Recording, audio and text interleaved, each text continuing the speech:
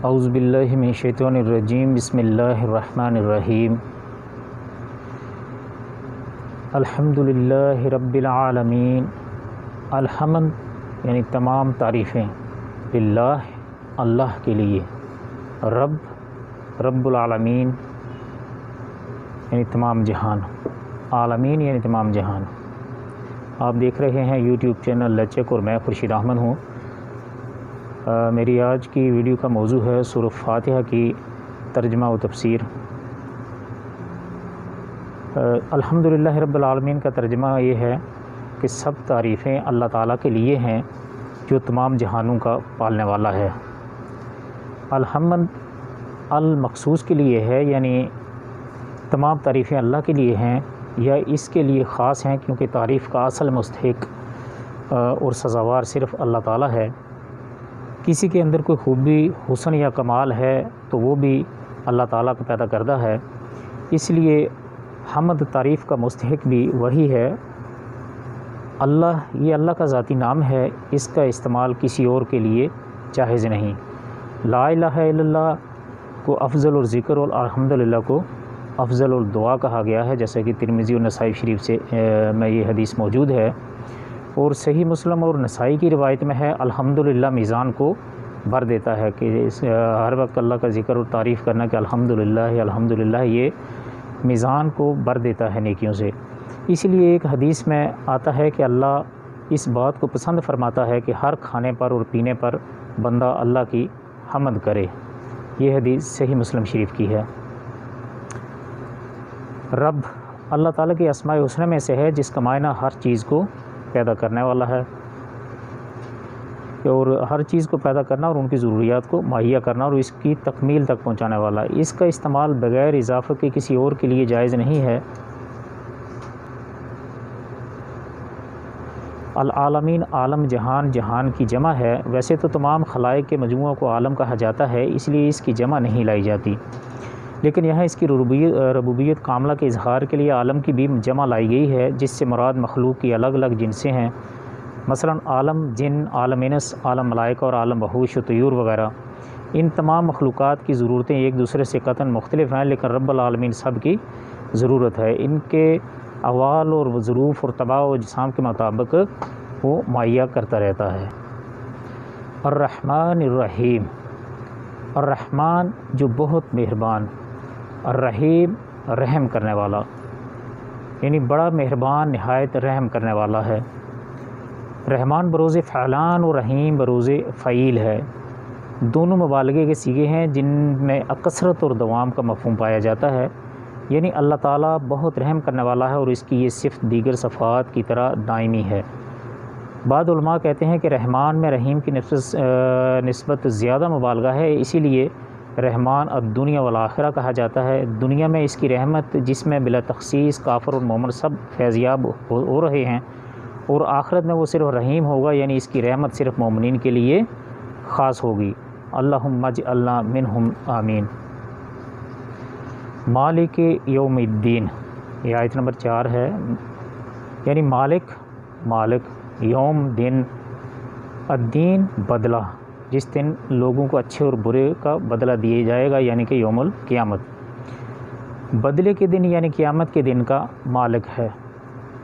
دنیا میں بھی اگرچہ کیے کی سزا کا سلسلہ ایک حد تک جاری رہتا ہے، تاہم اس کا مکمل ظہور آخرت میں ہوگا، اور اللہ تعالیٰ ہر شخص کو اس کے اچھے یا برے اعمال کے مطابق مکمل جزا یا سزا دے گا، اور صرف اللہ تعالیٰ ہی ہوگا۔ اللہ تعالیٰ اس روز فرمائے گا آج کسی کی بادشاہی ہے، یعنی آج میرے علاوہ کس کی بادشاہی ہے؟ جو بڑے بڑے بادشاہ بنے پھرتے تھے وہ کدھر ہیں آج؟ پھر وہی جواب خود ہی اللہ سبحانہ تعالیٰ دے گا، صرف ایک اللہ غالب کے لیے۔ اس دن کوئی ہستی کسی کے لیے اختیار نہیں رکھے گی، سارا معاملہ اللہ کے ہاتھ میں ہوگا۔ یہ ہوگا جزا و حساب کا دن۔ ایاک نعبد و ایاک نستعین، یعنی ایاک صرف تیری، نعبد ہم عبادت کرتے ہیں، واو کا معنی ہے اور، ایاک صرف تجھ سے، نستعین ہم مدد چاہتے ہیں،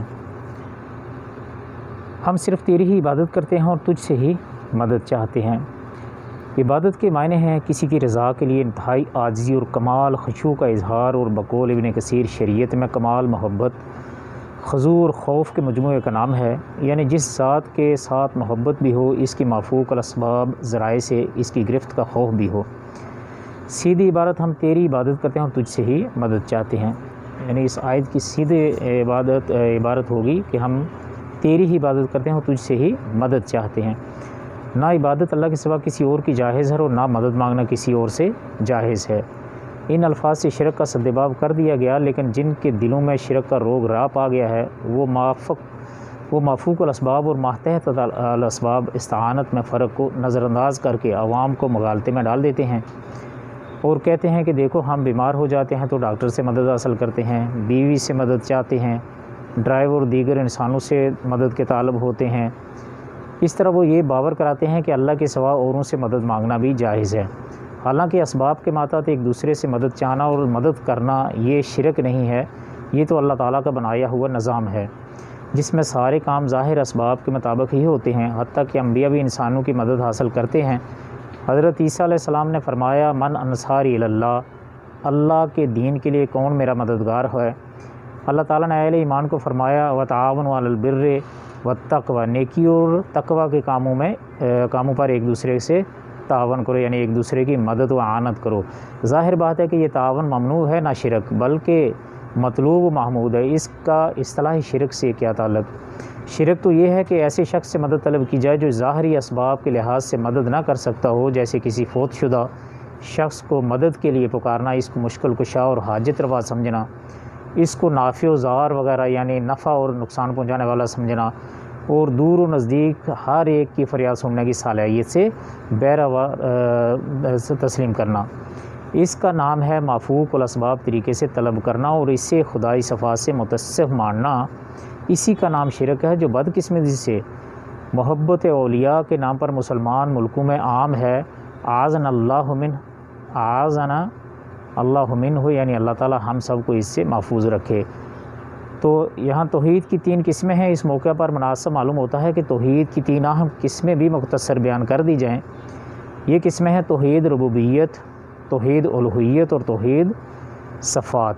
توحید ربوبیت کا مطلب کہ اس کائنات کا مالک، رازق اور مدبر صرف اللہ تعالیٰ ہے، اور اس توحید کو تمام مانتے ہیں، حتیٰ کہ مشرکین بھی اس کے قائل ہیں۔ جیسا کہ قرآن کریم نے مشرکین مکہ کا اعتراف نقل کیا، مثلا فرمایا اے پیغمبر صلی اللہ علیہ وسلم ان سے پوچھیں کہ آسمان اور زمین اور رزق کون دیتا ہے، یا تمہارے کانوں اور آنکھوں کا مالک کون ہے، اور بے جان سے جاندار اور جاندار سے بے جان کو کون پیدا کرتا ہے، اور دنیا کے کاموں کا انتظام کون کرتا ہے؟ جٹ کہہ دیں گے اللہ، یعنی سب کام کا کرنے والا اللہ ہے۔ قل من یرزقکم من السماء والارض امن یملک السمع والابصار ومن یخرج الحی من المیت ویخرج المیت من الحی ومن یدبر الامر فسیقولون اللہ فقل افلا تتقون۔ دوسرے مقام پر فرمایا، ایک دوسری آیت میں فرمایا اللہ سبحانہ تعالیٰ نے اگر آپ صلی اللہ علیہ وسلم ان سے پوچھیں کہ زمین اور زمین میں جو کچھ ہے یہ سب کس کا ہے، 7واں آسمان اور عرش عظیم کا مالک کون ہے، ہر چیز کی بادشاہی کس کی ہاتھ میں ہے اور وہ سب کو پناہ دیتا ہے اور اس کے مقابل کوئی پناہ دینے والا نہیں، ان سب کے جواب میں یہ یہی کہیں گے کہ اللہ، یعنی یہ سارے کام اللہ ہی کے ہیں۔ کل لمن الارض ومن فیہا ان کنتم تعلمون سیقولون للہ قل افلا تذکرون قل من رب السماوات السبع ورب العرش العظیم سیقولون للہ قل افلا تتقون قل من بیدہ الملکوت کل شیء وہو یجیر ولا یجار علیہ ان کنتم تعلمون سیقولون للہ قل فانا تسحرون۔ توحید الوہیت کا مطلب ہے کہ عبادت کی تمام اقسام کا مستحق اللہ تعالیٰ ہے، اور عبادت ہر وہ کام ہے جو کسی مخصوص ہستی کی رضا کے لیے یا اس کی ناراضی کے خوف سے کیا جائے۔ اس لیے نماز، روزہ، حج اور زکوٰۃ صرف یہی عبادات نہیں بلکہ کسی مخصوص ہستی سے دعا التجا کرنا، اس کے نام کی نظر و نیاز کرنا، دنیا اس کے سامنے دست بستہ کھڑا ہونا، اس کا طواف کرنا، اس سے طمع اور خوف رکھنا وغیرہ بھی عبادات ہیں۔ توحید الوہیت یہ ہے کہ شرک کا ارتکاب کرتے ہیں۔ مذکورہ عبادات کی بہت سی قسمیں وہ قبروں میں مدفون اور افراد اور مفوت شدہ بزرگوں کے لیے بھی کرتے ہیں، جو سراسر شرک ہے۔ نمبر 3، توحید صفات قرآن و حدیث میں بیان ہوئی ہیں، ان کو بغیر کسی تعویل اور تعریف کے تسلیم کریں۔ یعنی جو صفات قرآن و حدیث میں بیان ہوئی ہیں اللہ سبحانہ تعالیٰ کی، وہ صفات اسی انداز میں کسی اور کے اندر نہ مانیں۔ مثلا جس طرح اس کی صفت علم غیب ہے، یا دور و نزدیک سے ہر ایک کی فریاد سننے پر وہ قادر ہے، کائنات میں ہر طرح کا تصرف کرنے کا اختیار حاصل ہے، یا اس کی اور صفات الہیہ ان میں سے کوئی صفت بھی اللہ کے سوا کسی اور نبی، ولی یا کسی بھی شخص کے اندر تسلیم نہ کی جائے۔ اگر تسلیم کی جائے گی تو شرک ہوگا۔ افسوس ہے کہ قبر پرستوں میں شرک کی یہ قسم بھی عام ہے، اور انہوں نے اللہ کی مذکورہ صفات میں بہت سے بندوں کو بھی شریک کر رکھا ہے۔ اللہ تعالی ہم سب کو اس سے بھی محفوظ رکھے۔ توحید کی 3 قسمیں۔ اس موقع پر مناسب معلوم ہوتا ہے کہ توحید کی 3 اہم قسمیں مختصر بیان کر دی جائیں۔ یہ قسمیں ہیں توحید ربوبیت، توحید الوہیت اور توحید صفات۔ اہدنا الصراط المستقیم، اہدنا ہمیں ہدایت دے، الصراط راستہ، المستقیم سیدھا، ہمیں سچی اور سیدھی راہ دکھا۔ اس کی تفسیر یوں ہے کہ ہدایت کے کئی مفہوم ہیں: راستے کی طرف رہنمائی کرنا، راستے پر چلا دینا، منزل مقصود تک پہنچا دینا۔ اسے عربی میں ارشاد توفیق، الہام اور دلالت سے تعبیر کیا جاتا ہے۔ یعنی ہماری صراط مستقیم کی طرف رہنمائی فرما، اس پر چلنے کی توفیق اور اس پر استقامت نصیب فرما، تاکہ ہمیں تیری رضا منزل مقصود حاصل ہو جائے۔ یہ صراط مستقیم محض عقل اور ذہانت سے حاصل نہیں ہو سکتی۔ یہ صراط مستقیم وہی الاسلام ہے جسے نبی صلی اللہ علیہ وآلہ وسلم نے دنیا کے سامنے پیش فرمایا، اور جو اب قرآن و احادیث صحیحہ میں محفوظ ہے۔ صراط الذین انعمت علیہم غیر المغضوب علیہم ولا الضالین۔ صراط یعنی راستہ، الذین ان لوگوں کا، انعمت تو نے انعام کیا، علیہم ان پر، غیر یعنی غیر نہ، المغضوب یعنی جن پر غضب کیا گیا، جن پر تو غصے ہوا، علیہم ان پر، ولا اور نہ، الضالین جو گمراہ ہوئے۔ ان لوگوں کا راستہ جن پر تو نے انعام کیا، ان کا نہیں جن پر غضب کیا گیا، اور نہ گمراہوں کا۔ یہ صراط مستقیم یہ وہ اسلام ہے جسے نبی صلی اللہ علیہ وسلم نے دنیا کے سامنے پیش فرمایا، اور جب قرآن و حدیث میں صحیحہ میں محفوظ ہے۔ صراط مستقیم کی وضاحت ہے کہ یہ سیدھا راستہ وہ ہے جس پر لوگ چلے جن پر تیرا انعام ہوا۔ وَمَن يُطِعِ اللَّهَ وَالرَّسُولَ فَأُولَٰئِكَ مَعَ الَّذِينَ أَنْعَمَ اللَّهُ عَلَيْهِم مِّنَ النَّبِيِّينَ وَالصِّدِّيقِينَ وَالشُّهَدَاءِ وَالصَّالِحِينَ وَحَسُنَ أُولَٰئِكَ رَفِیقًا۔ اور جو بھی اللہ تعالیٰ کی اور رسول صلی اللہ علیہ وسلم کی فرمانبرداری کرے، وہ ان لوگوں کے ساتھ ہوگا جن پر اللہ تعالیٰ نے انعام کیا، جیسے نبی اور صدیق، شہید اور نیک لوگ، یہ بہترین رفیق ہیں۔ اس آیت میں یہ بھی وضاحت کر دی گئی ہے کہ انعام یافتہ لوگوں کا راستہ اطاعت رسول صلی اللہ علیہ وسلم کا ہی راستہ ہے، نہ کہ کوئی اور راستہ۔ بعض روایات سے ثابت ہے کہ مغضوب علیہم جن پر اللہ کا غضب نازل ہوا، اس سے مراد یہودی ہیں، اور ولدضالین یعنی جو لوگ گمراہ ہیں، گمراہوں سے مراد نصارہ یعنی عیسائی ہیں۔ ابن ابی حاتم کہتے ہیں کہ مفسرین کے درمیان اس میں کوئی اختلاف نہیں، مستقیم پر چلنے والوں کی خواہش رکھنے والوں کے لیے ضروری ہے کہ وہ یہود و نصارہ دونوں کے گمراہوں سے بچ کر رہیں۔ یہود کی بڑی گمراہی تھی، وہ جانتے بوجھتے صحیح راستے پر نہیں چلتے تھے، آیات الہیہ میں تعریف اور ہیلا کرنے میں گریز نہیں کرتے تھے۔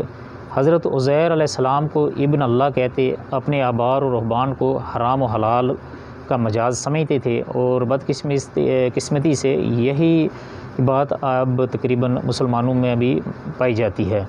نصارہ کی بڑی غلطی یہ تھی کہ انہوں نے حضرت عیسیٰ علیہ السلام کو ابن اللہ کہا، حرام و حلال کا مجاز سمجھتے تھے اچھا، اور ان کی شان میں غلو کیا، اور انہیں اللہ کا بیٹا اور 3 خداؤں میں سے ایک قرار دیا۔